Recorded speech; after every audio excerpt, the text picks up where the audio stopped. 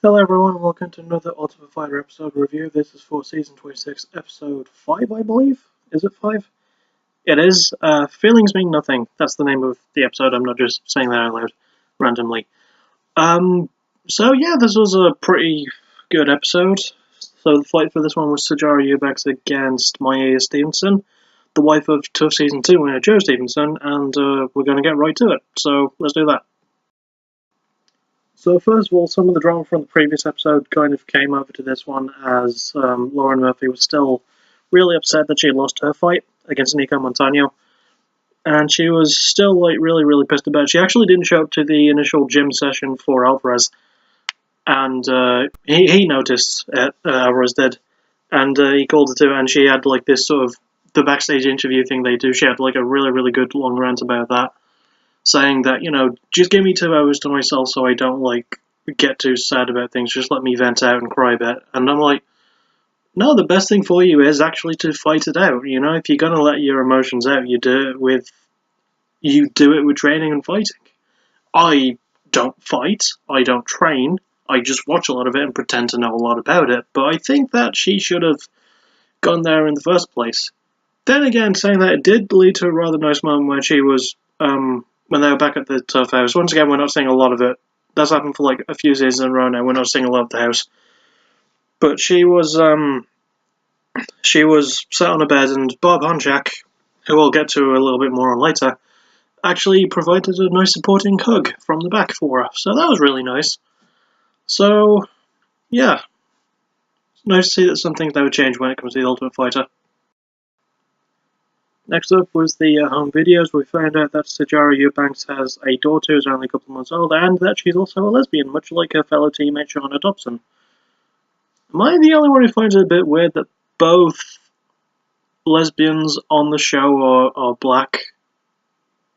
I mean, it's nothing worth pointing out, but it just feels a bit weird. And obviously you got to see Maia Stevenson video, even though we didn't see Joe at all. We just saw the gyms that Maia trains at. I don't remember what either of them are called. I don't remember what either of the ones that Sijara trains at are called either, because I think she actually trains at 2, whereas Maia trains at 1. I think she trains at American Top Team, because I think that's where Joe trains. I'm saying the word trains a lot. Anyway, there was actually a bit of drama in this episode regarding Sijara, because she almost didn't make weight. She came into the house at 150. So, that's not a great thing, and she actually managed to sweat out almost all the way until she got to 126.5, which had to really bite her in the arse, because you need to be at least 126 to make the weight for a fight. And they came up with one of the most unique ideas I've ever seen for losing weight. They decided to cut some of Sijara's hair, and it kind of worked. I mean, girls got long dreads, she cut them off, and this is where, about the point where we found out she had a girlfriend, because I thought, she has a baby. Does she have, does she have a partner? Does she have a husband? Does she have a wife? And when the hair was cut, not ultra short, but sort of like how long my hair has been in videos to like this, but a bit shorter, that's the difference. But yeah, she said, my girlfriend's going to be really mad when I get back home. I thought that was a kind of funny thing. And the only other little thing that's really not that significant, but I want to bring up anyway, is Maia showing the team, showing the Joe Stevenson jersey thing that he had because he won the Ultimate Fighter Season 2. And that each plaque of jerseys actually has the fighter cast in the bottom right corner, and she gave a little kiss to the picture of Joe. And I just thought that was a really sweet thing. I just liked it. So, yeah, nothing else to do except for get onto the fight now. Onto the fight. And despite being seeded 12, Sijara Eubanks won the fight. Second round Kimura. It was pretty one-sided on her behalf. I wouldn't call it fight of the night, but it was a really fight of the night, fight of the season. But it was a really good finish, and might be submission of the season for me so far, because you don't really see many Kimuras. I think this is one of the rare times where I've actually seen the Ultimate Fighter, but it was a really good one. So in terms of stand-up, they were a tad more even, but then Sijara just got some good takedowns and managed to smother Maia for round 1. For round 2,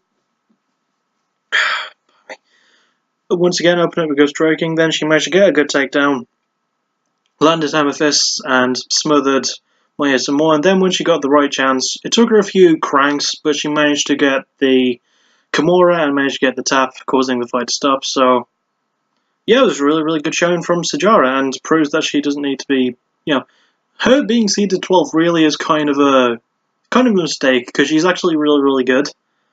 Not that Maia isn't, but that was kind of an interesting thing. And she even yelled like 12. She yelled the number 12 as like that was a number, and Dana White was like, yeah, my bad. And it was kind of funny seeing him being humbled a bit by that, even though I'm sure he didn't really make the rankings himself, because he does speak highly of every fight there, regardless of their seed. It was nice seeing him be a bit like, yeah. So, yeah, the only thing to talk about now is the next fight, which is Bar Ponchak, who is overall seeded 2, against Gillian Robertson, seeded 15, and Gillian Robertson also has really nice long red hair. Just saying.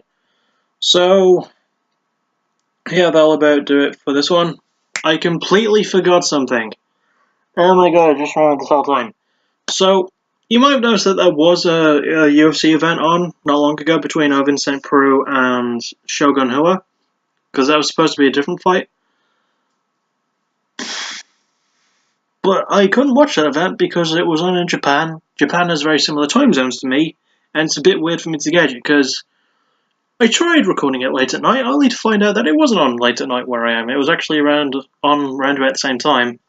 And by that point, I checked to make sure I didn't miss it, only to completely spoil the card for myself anyway. So even if I did record it, I would have, even if I did record that to watch, I would have nothing to talk about in a video because I would have already read it as a spoiler. So, yeah, in case that's what's happened with that. In case all of you were wondering what happened to it, I completely forgot when to record it. Well, I didn't actually forget, I just misremembered, because of it being in Japan and Japan's time zones being a lot weirder. Because I'm used to the cards being in like America, Brazil, England, in some cases, around about the UK. But with those areas, it's a lot similar, and I can record those usually late at night because that's when they're on. Bit harder to do with the Japanese, but yeah. I've missed a couple of cards every now and then, it's not my first time. Anyway, I'll see you possibly either next week for the next Ultimate Fighter episode review, or for What a Concept before then, if I get this new episode written before then.